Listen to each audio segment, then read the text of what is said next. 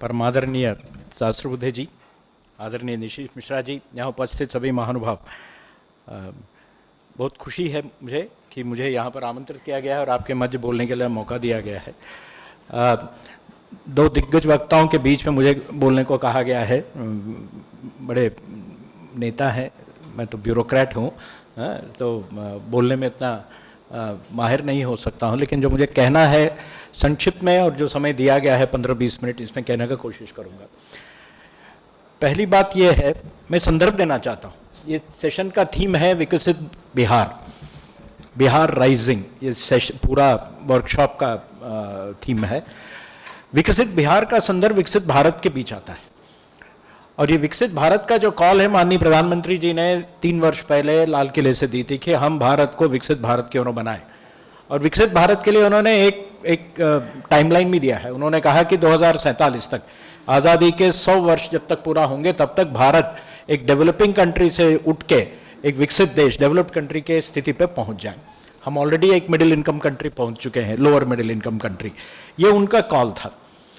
कई बार लगता है क्या ये सपना है? सपना नहीं है, ये संभव है, और इसे सार्थक बनाने में हम लोगों की बड़ी भूमिका है।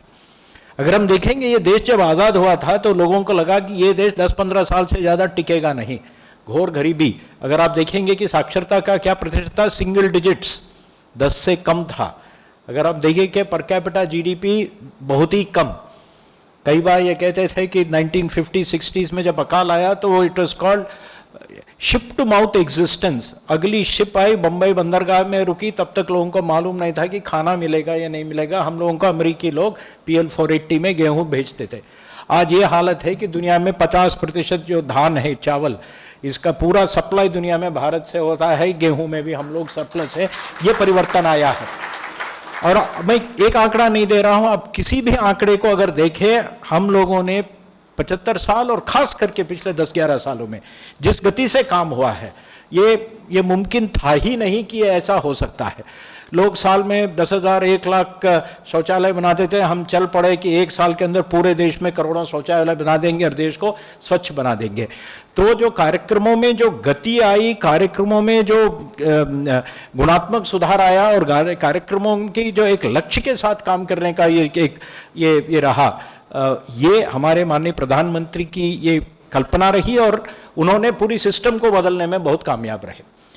इससे क्या हुआ? यही हुआ कि जब मैं एक IAS अधिकारी हूँ, और अगर हम देखेंगे हमारी पूरी जिंदगी एक ही चीज़ पे बीतती थी कि कहीं भूखे हैं लोग, कहीं बाढ़ आ गया, कहीं सूखा पड़ा है, कहीं त्रस्त है, तो राहत में लगे हुए हैं। सारी जिंदगी इसी में थे, रोटी कपड़ा मकान दाल, इसी चक्कर में।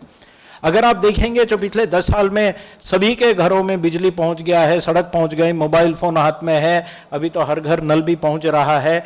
इस प्रकार के अब जो बेसिक सर्विसेज हैं, ये सारे पहुंचाने में देश एकदम सफल हो गया। लगभग 100% इस वर्ष के अंत तक या अगले वर्ष के बीच तक हो जाएगा।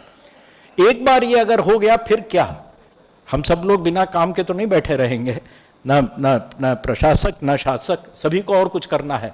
इसका मतलब जब हम ये स्थिति पे आ जाएंगे कि हम पूरे देश में हर व्यक्ति के लिए जो बेसिक सर्विसेज होनी चाहिए एक आम व्यक्ति को जिंदगी जीने के लिए, बिताने के लिए, जब हम पहुंचा दें, उसके बाद क्या? उसके बाद होगी कि उसकी इनकम बढ़ाएं, उसकी क्वालिटी ऑफ लाइफ बढ़ाएं, उसका 1 कमरे का मकान है तो 5 कमरे का मकान हो, जिंदगी में और आगे बढ़े और उसकी आमदनी बढ़े।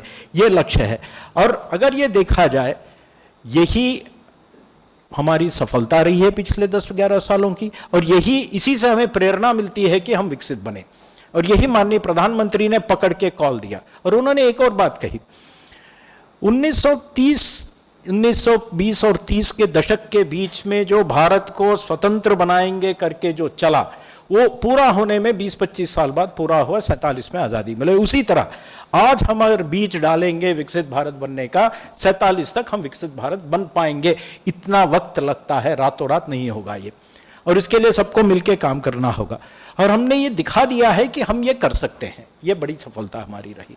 और अगर देखेंगे, पिछले वर्ष मैंने आंकड़े देख के मैंने कहीं वार्ता में कहा था कि हमारे यहाँ घोर गरीबी जो है 5% से कम है। कुछ लोगों ने उसकी सराहना की, कई लोगों ने उसकी टिप्पणियां भी की, प्रतिकूल भी की। अभी 3 दिन पहले वर्ल्ड बैंक का रिपोर्ट आया कि भारत में घोर गरीबी 5.3%, 5.3% है, और ये भी एक उन्होंने पॉवर्टी लाइन को बढ़ाने के बाद, मैंने घोर गरीबी में पूरे देश में 5% लोग ही हैं, और पिछले 10 सालों में 270 करोड़ लोगों को, 227 करोड़ लोगों को हमने गरीबी से ऊपर उठा दिया, 270 मिलियन लोगों को। तो ये भी इसी की वजह से है जो हमने ये सारा किया। तो इसके बाद अगर हम विश्व को भी देखेंगे, जियोपॉलिटिक्स हमारे पक्ष में है। अगले 25 साल में दुनिया में सबसे ज़्यादा नौजवान जो काम कर सकते हैं, पुरुष या महिला, वो भारतवर्ष में ही उपलब्ध होंगे। तो ये एक बेस बनता है। और अगर देखें टेक्नोलॉजी बदल रही है, आर्टिफिशियल इंटेलिजेंस आ रहा है, ये चैट जीपीटी वगैरह आप देख रहे हैं, क्लाइमेट चेंज में ईवीज ये सब लगाना पड़ रहा है, सोलर लगाना पड़ रहा है, इन सभी चीज़ों को फ़ायदा उठा के आगे एक छलांग मारने के लिए भारत को मौका है, और इसी दिशा में हम लोग काम कर रहे हैं। इसी के हमने एक लक्ष्य रखा, 2047 तक देश की जो पर कैपिटा इनकम है, आज थोड़ा सा $3,000 पर सालाना से कम है, उसको $18,000 तक ले जाने के लिए मैंने प्रति व्यक्ति कर देगा करीब सालाना 15 लाख रुपए की आमदनी हो। मैंने 1 लाख महीने से ज़्यादा का, और आज 2 लाख सालाना है, उसको 1 लाख महीने से ज़्यादा बढ़ाने का लक्ष्य रखा है। और देश की जो जीडीपी होगी $30 ट्रिलियन तक जाने का हमने लक्ष्य रखा है। और केवल लक्ष्य ही नहीं रखा, उसके लिए रणनीति बनाए, उसके लिए रणनीति के आधार पर हमने कार्य योजना भी बनाई है, और हर विभाग भारत सरकार में और राज्यों के माध्यम से इस पर काम कर रहा है। यह हुई पृष्ठभूमि। इस पृष्ठभूमि में बिहार की अहम भूमिका है। भारत विकसित तब तक नहीं हो सकता जब तक बिहार विकसित न हो। यह देश का एक छोटा राज्य नहीं है, बहुत बड़ा राज्य है, बहुत बड़ा अंग है। और मैं IAS अधिकारी नहीं हूं, मैंने 5 वर्ष मसूरी एकेडमी में पढ़ाया हूं, जहां IAS अधिकारी अन्य अधिकारियों का प्रशिक्षण होता है। मेरे बैच में सबसे ज़्यादा किसी राज्य के अगर लोग थे तो बिहार के थे। मैं जब वहाँ पढ़ाने गया 15 साल बाद, सबसे ज़्यादा लोग IAS में कहाँ से आते हैं? बिहार से आते हैं। तो यहाँ पर लोगों में क्षमता की कमी नहीं है, दिमाग या कैपेसिटी या आगे ज़िंदगी में पहुँचने का वो जो रहता है एक उत्साह, उसमें कमी नहीं है। इसके मतलब ये है कि हमें यहाँ पर एक सार्थक सानुकूल परिस्थिति अगर हम दें तो बिहार भी उसी तरह आगे बढ़ सकता है जैसा बाकी देश आगे बढ़ रहा है। और अगर हम देखें, और जैसे माननीय मंत्री जी ने बताया, हमें बिहार में परिवर्तन दिख रहा है, बहुत दिख रहा है, और कोई क्षेत्र नहीं है जहां पर कहीं ना कहीं आपको सामने ये नज़र नहीं आ रहा हो। मैं करीब 1.5 महीना पहले यहाँ आया था किसी यहाँ स्किलिंग सेंटर देखने के लिए, और नदी किनारे गया था। क्या ब्रिजेस हो, रेलवे स्टेशन हो, बेसिक इंफ्रास्ट्रक्चर आप देखें चारों तरफ बढ़ रहा है। माने हर कोने कोने पे कहीं ना कहीं आपको दिखता है कि ये राज्य बदल रहा है। लेकिन केवल उसमें नहीं, अगर देश में 27 करोड़ लोग गरीबी से उठे ऊपर, सबसे ज़्यादा अगर प्रतिशत के हिसाब से देखें तो बिहार में सबसे ज़्यादा प्रतिशत लोग गरीबी से बाहर उठे हैं। ये मेरे आंकड़े नहीं हैं, ये विश्व बैंक के और सभी UN के भी आंकड़े हैं कि जिस गति से घोर गरीबी को मिटाया गया है, बिहार और उत्तर प्रदेश नंबर 1 है। ये एक पहली बात है। दूसरी चीज़, कई लोगों को दिमाग में नहीं आता है, और यहाँ पर माननीय मंत्री जी ने कहा परसेप्शन की बात है, वहाँ भी यही है कि बिहार में जो इकोनॉमिक ग्रोथ, आर्थिक परिस्थिति में जो वृद्धि हुई है, बिहार का ग्रोथ रेट गत 10 वर्ष में राष्ट्रीय औसत से भी अधिक रहा है। ये कई लोगों को बूझता नहीं है, ये बड़ी महत्वपूर्ण बात है। तो माने ये जो परिवर्तन आपको बिहार में हुआ है, इंफ्रास्ट्रक्चर में हो, शिक्षा में हो, स्वास्थ्य में हो, या आप इंडस्ट्रियल सेक्टर में हो, माननीय मंत्री जी बता रहे थे कितनी संख्या में वृद्धि हुई है, स्किलिंग में हो, महिलाओं के जो सशक्तिकरण में हो, केवल पढ़ाई में नहीं।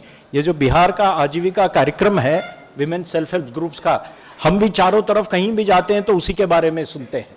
माने उसका जो असर शायद देश के लिए एक मॉडल बन गया है ये जीविका कार्यक्रम जो है, या बेसिक चीज लॉ एंड ऑर्डर, कानून व्यवस्था, उसमें जो सुधार हुआ हो, या और सबसे महत्वपूर्ण शासन में जो सुधार होकर यहाँ एक सुशासन स्थापित हुआ। ये चीजें अगर देखते हैं तो हमको दिखता है कि बिहार में न केवल परिवर्तन हुआ है, लेकिन बिहार आगे बढ़ने के लिए तैयार है, और केवल तैयार नहीं है, आगे और बढ़ रहा है। इसमें भारत सरकार की भी बहुत भूमिका रही है। पिछले बजट में पूर्वोदय योजना की घोषणा की गई थी। पूर्वोदय योजना तैयार करने की जिम्मेदारी नीति आयोग को दी गई है। अगले महीने इस महीने के अंत तक, जून में आ गए हम लोग पूर्वोदय योजना को पब्लिकली डिक्लेयर करेंगे। और ये पूर्वोदय योजना 5 राज्यों में है, बिहार, झारखंड, वेस्ट बंगाल, उड़ीसा और आंध्र प्रदेश, ये पूर्वोदय। और उसमें अगर आप जब देखेंगे तो उसमें एक बहुत बड़ी कल्पना की गई है। ये कल्पना एक राज्य के लिए नहीं है, पूरे पूर्वी क्षेत्र के लिए, ज्यादातर फोकस इंफ्रास्ट्रक्चर। क्योंकि अगर देखेंगे तो बिहार के साथ समुद्री तट नहीं है, उसके साथ कैसे लिंक किया जाए, रोड, रेल, हवाई अड्डे, ये पानी के माध्यम से भी, नदी के माध्यम से, उसके बाद यहाँ का विद्युतीकरण कैसे हो, एनर्जी कैसे हो, इन सब का उस पूर्वोदय प्लान में है। उसमें आपके सामने एक रूपरेखा, एक टेम्पलेट दिखेगा कि पूर्वोदय का उदय कैसे होगा, और इस पूर्वोदय के उदय में बिहार का उदय कैसे होगा उसमें आपको सामने दिखेगा। मैं ज़्यादा डिटेल में नहीं जा रहा हूँ, कुछ हवाई अड्डों की बात अभी मंत्री जी मिश्रा जी ने कहा था, वो सारी योजना में है। मैं पढ़ रहा था, अभी मेरे सामने सारे आंकड़े हैं यहाँ मोबाइल फ़ोन में, राजगीर, यहाँ मैंने कम से कम 20-25 एयरपोर्ट्स हैं। तो इस प्रकार की पूर्वोदय की जो योजना है, इस महीने के अंत तक हम लोग उसका मैंने दिल्ली में किसी अच्छी कार्यक्रम में उसका हम रिलीज करेंगे। इसके अलावा भारत सरकार की मदद से और कुछ हो रहा है। इंडस्ट्रियल पार्क गया जी में जो हो रहा है, ये मंत्री जी ने बताया, मैं बता रहा हूँ 1700 एकड़ का इंडस्ट्रियल पार्क कोई छोटा पार्क नहीं होता है, बहुत बड़ा होता है। आप चले जाए, साउथ में श्री सिटी है, देख कर आएंगे, उसी के साइज में बनेगा। और श्री सिटी में आपको, आप ये जो मुंह साफ करते हैं, ये टिश्यू से लेके कैलॉग तक और एयर कंडीशनर और गाड़ियों तक सब श्री सिटी में बनते हैं। मैंने उतनी रेंज यहाँ बन सकती है। केवल 30,000 करोड़ मंत्री जी ने कहा, मैं मानता हूं कि 1 या 2 लाख नौकरियां भी वहां लोगों को रोजगार मिलेंगे। ये भविष्य है। इसके अलावा रेल की बहुत व्यवस्था हो रही है। यहाँ पर बुलेट ट्रेन तो दिल्ली मुंबई में बन रहा है, अन्य बुलेट ट्रेन के भी प्लान्स बन रहे हैं, उसमें भी बिहार शामिल होगा। इसके अलावा एक्सप्रेसवे दिल्ली मुंबई वे का बन रहा है, और यूपी ने गाजीपुर तक बना लिया है। एक एक्सप्रेसवे प्लान बना है पूरे भारत का, और उसमें बिहार से कम 2 या 3 एक्सप्रेसवे जाएंगे बीच में से। मैंने ये भारत सरकार भी राज्य के पीछे लगा हुआ है इसको विकसित करने के लिए। इसका मतलब ये नहीं कि केवल भारत सरकार राज्य को खींच रहा है, राज्य भी अपने आप बहुत कुछ कर रहा है। वो क्या कर रहा है, पिछले 6-7 महीनों में एक विकसित बिहार के लिए एक विजन की तैयारी में पूरा राज्य लगा हुआ था, सारे अधिकारी लगे हुए थे। इसमें नीति आयोग का थोड़ा सहयोग था, लेकिन मैं ये कहूँगा हमारा काम 10%, 90% काम पटना में और बिहार में ही हुआ है। ये उन्होंने उसका एक टाइटल दिया है, मैं ज़्यादा डिटेल यहाँ नहीं बता रहा हूँ, क्योंकि उसकी औपचारिक रिलीज एक दिन होगी, अगले 4-5 सप्ताह में। वो भी तैयार है विजन, उसको गौरवशाली बिहार 2047 कहा गया है। और जो उसमें अच्छी बात ये रही, जो मैंने आंकड़े देखे, 48 लाख लोगों से सुझाव लिए गए हैं।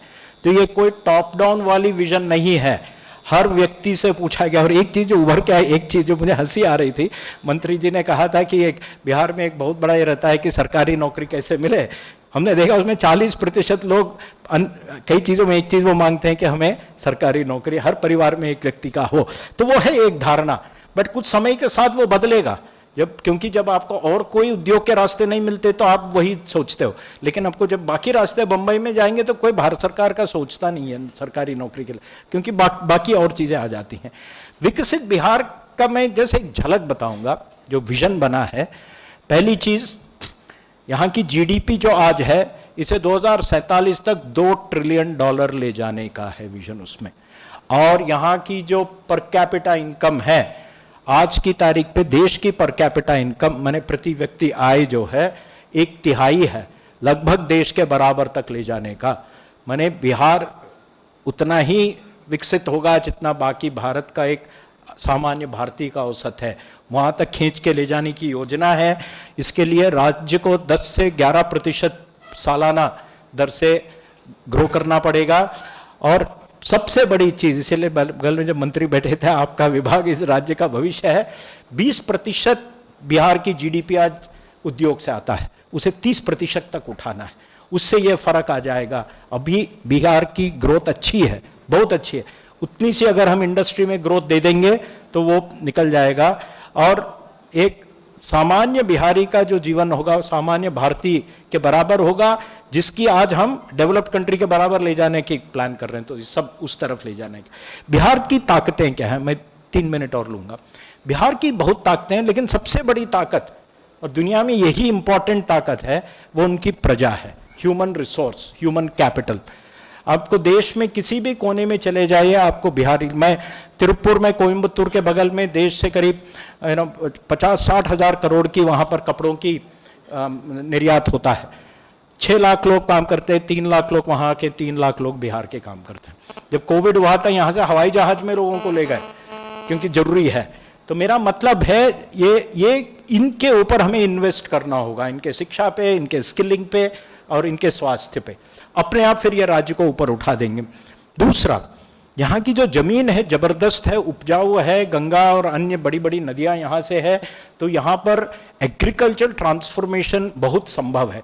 कई बार लगता है कि हम पिछड़े हुए हैं, लेकिन पिछड़े का एक फायदा ये है कि हम आगे दौड़ने में भी हमारे कोई रास्ता है। अमेरिका है तो और कितना आगे जाएगा, ऑलरेडी नंबर 1 पे है। तो लेकिन जो पीछे है नंबर 10, वो तो नंबर 1 के लिए एक रास्ता दिखता है, कैसा करें। तीसरा, मैंने लोगों में जो डायनामिज्म है, केवल भारत में ही नहीं पूरी दुनिया में फैले हुए हैं। लोगों को लगता है मिडिल ईस्ट में जाएंगे, दुबई, सऊदी अरेबिया में तो आपको केरल के लोग ज़्यादा मिलेंगे। नहीं, यूपी बिहार के सबसे ज़्यादा जाते हैं वहाँ पर। हमको नहीं पता होता है, लेकिन आप देखेंगे एक्चुअल आंकड़े कितने वीसा इश्यू हो रहे हैं, तो ये राज्य दूसरे नंबर पर है देश में, यूपी के बाद। तो इतनी संख्या में लोग बाहर जाने, मैंने लोगों में वो है।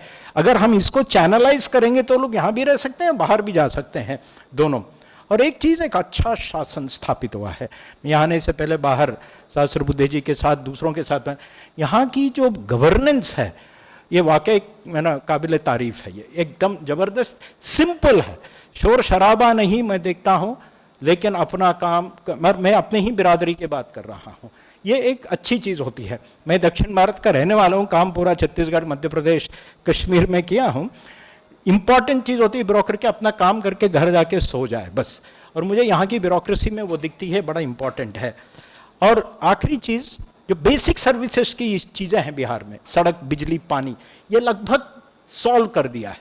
इसका मतलब आप टेक ऑफ स्टेज पे हैं, ग्रोथ होता है ना, यूँ उठता है, तो आप वो टर्न पे हैं। स्ट्रैटेजी में एक मंत्री जी ने कहा था, लेट स्टार्टर। कई बार लगता है कि लेट स्टार्ट है तो हम पीछे हैं। लेट स्टार्ट मन में लगता होगा, लेकिन अपने आप में कोई डिसएडवांटेज नहीं है।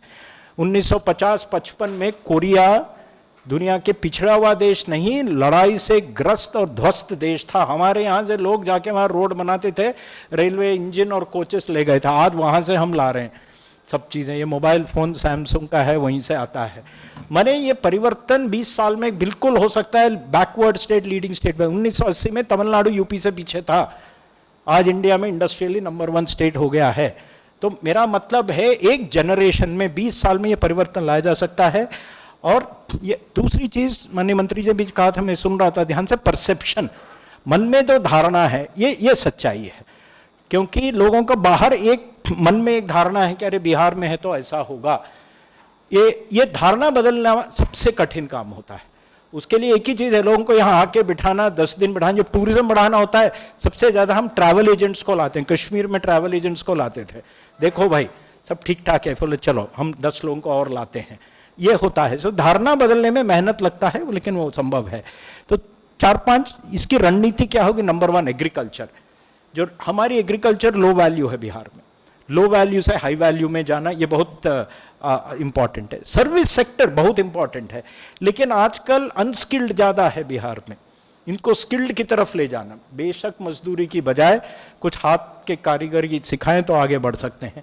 इंडस्ट्रीज में बहुत संभावनाएं हैं, एग्रीकल्चर, प्रोसेसिंग, फूड प्रोसेसिंग, और सबसे इंपॉर्टेंट एमएसएमई जो मंत्री जी का है, और लेबर इंटेंसिव, माने जहाँ पर ज़्यादा मजदूरों की आवश्यकता हो, खास करके 2, कपड़े और दूसरा चमड़ा, माने लेदर या फुटवेयर, इस प्रकार की चीज़ें।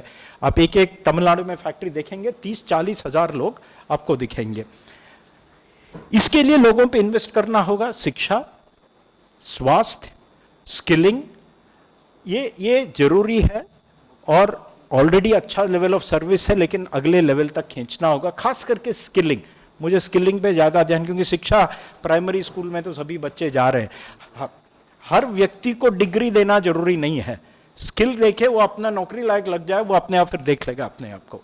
अंत में मैं यही कहूँगा कि अगर साथ मिलके काम करे, भारत सरकार, राज्य एक ही धारणा के साथ, एक ही लक्ष्य के साथ और एक तालमेल के साथ, तो बिहार को विकसित करना कोई मुश्किल नहीं है। जो राज्य अपने विजन में गौरवशाली बिहार की कल्पना रखी है, ये हम इसको पूरा कर सकेंगे।